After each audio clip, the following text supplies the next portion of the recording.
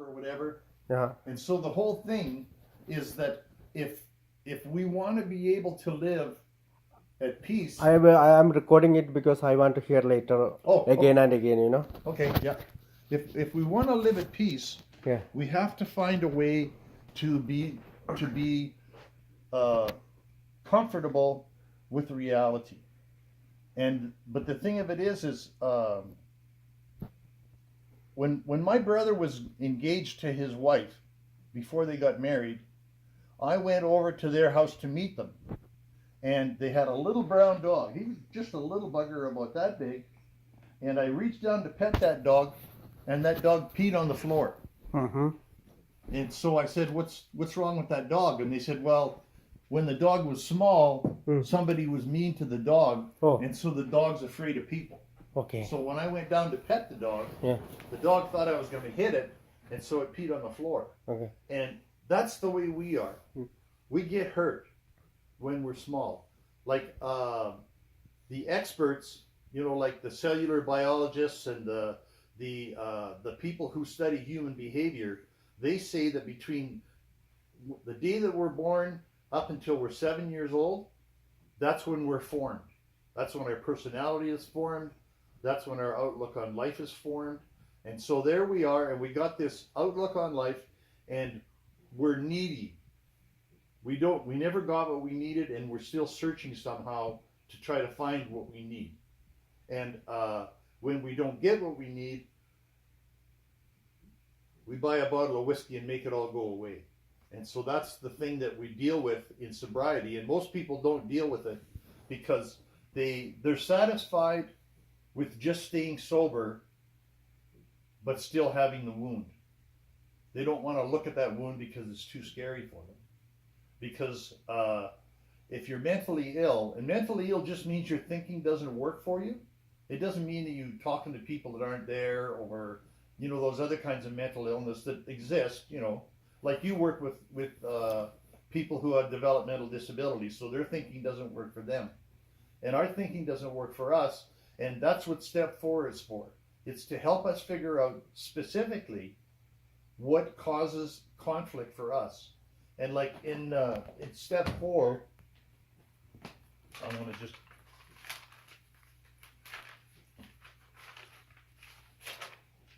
that's all Spanish stuff that I was learning. Oh, here we are here. Now, the thing that kills most alcoholics is resentments. And so for my resentment list, I didn't put down all the people I resented. What I put down is why I resented them. And I resented them for 3 reasons. People who did something I didn't want them to do, people who wouldn't do something I wanted them to do, and anyone who made me look foolish. Because when I was a kid, the old man used to humiliate his children. That's what he would do in front of each other. And he would compare us. He'd say to John, "Why don't you be more like Gordy?" And he'd say to Gordy, "Why don't you be more like John?" Like he was always trying to humiliate us and make us feel bad. And so the thing that's common in these 3 things for resentments is it all has to do with what I want. And that's our problem, that we want things to be different than they are. And then when they won't be different, then we feel bad.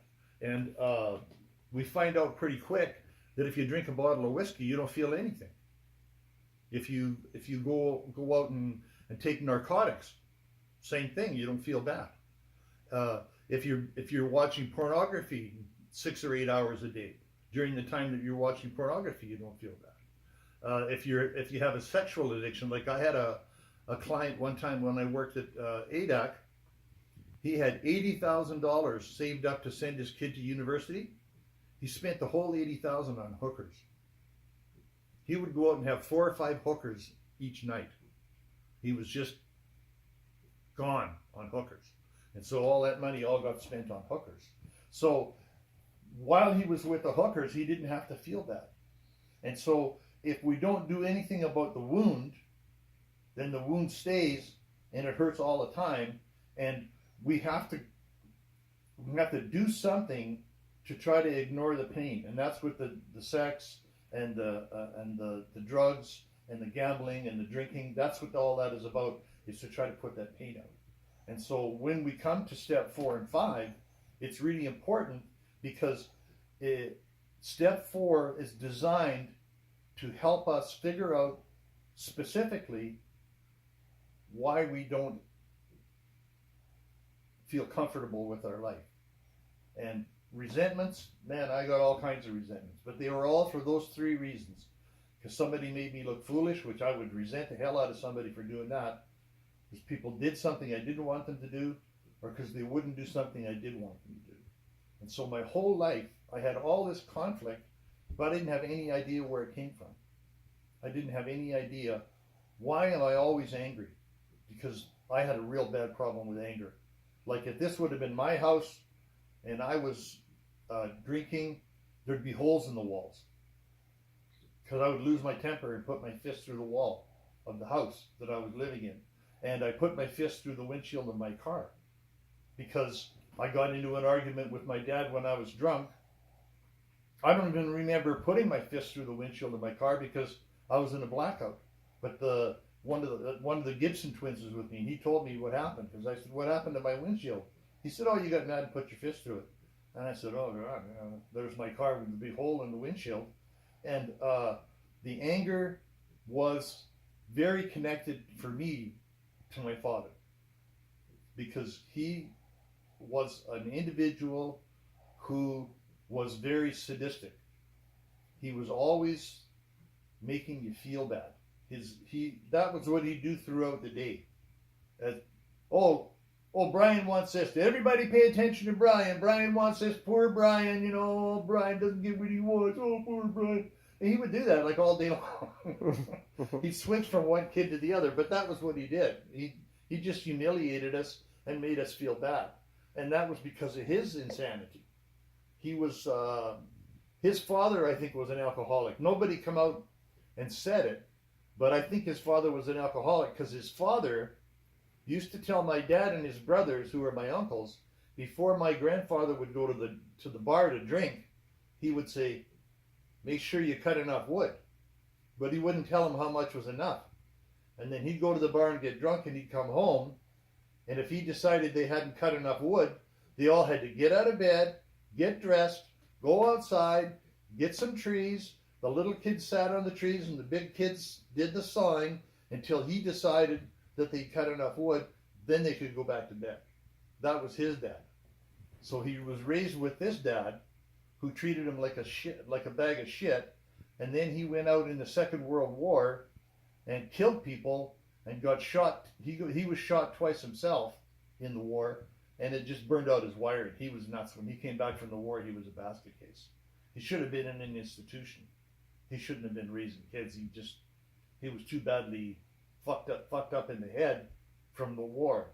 Because the officers used to come sometimes to the men before, like, say they had to take a village or they had to take a town from the Germans when they were chasing the Germans back to Germany. The officers would come in and say, "We're sorry, but we can't take any prisoners tomorrow. We don't have anybody to guard them. We don't have anything to feed them. We don't have any place to put them. We can't take prisoners." So when taking the village, if Herman the German threw his gun on the ground and lifted his hands up, you had to murder him because you couldn't take any prisoners. Killing somebody that's shooting at you is one thing. Killing somebody who put his rifle on the ground and surrendered, that's just murder. And they had to do that. And he was completely fucked up from the Second World War. And he took it out on us because he was crazy. And we're crazy too.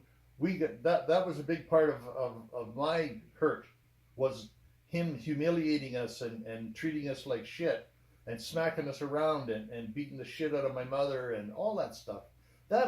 When you sit in a room and your father hits your mother, psychologically, it's the same as your father hitting you. That's the way you feel. Like you've been beat up too, not just your mother. And plus he did hit us also. If we always used to walk around him, because if we walked too close, he'd reach over and smack us in the head and say, "That's for nothing." Now wait till you do something to see what happens to you. And he used to do that. That was what he did. He was just a real cruel individual with a really fucked up head. So that's the way I grew up. That's the way you grew up. These people who were supposed to love and care for us, who didn't give a shit if we got fed or not. And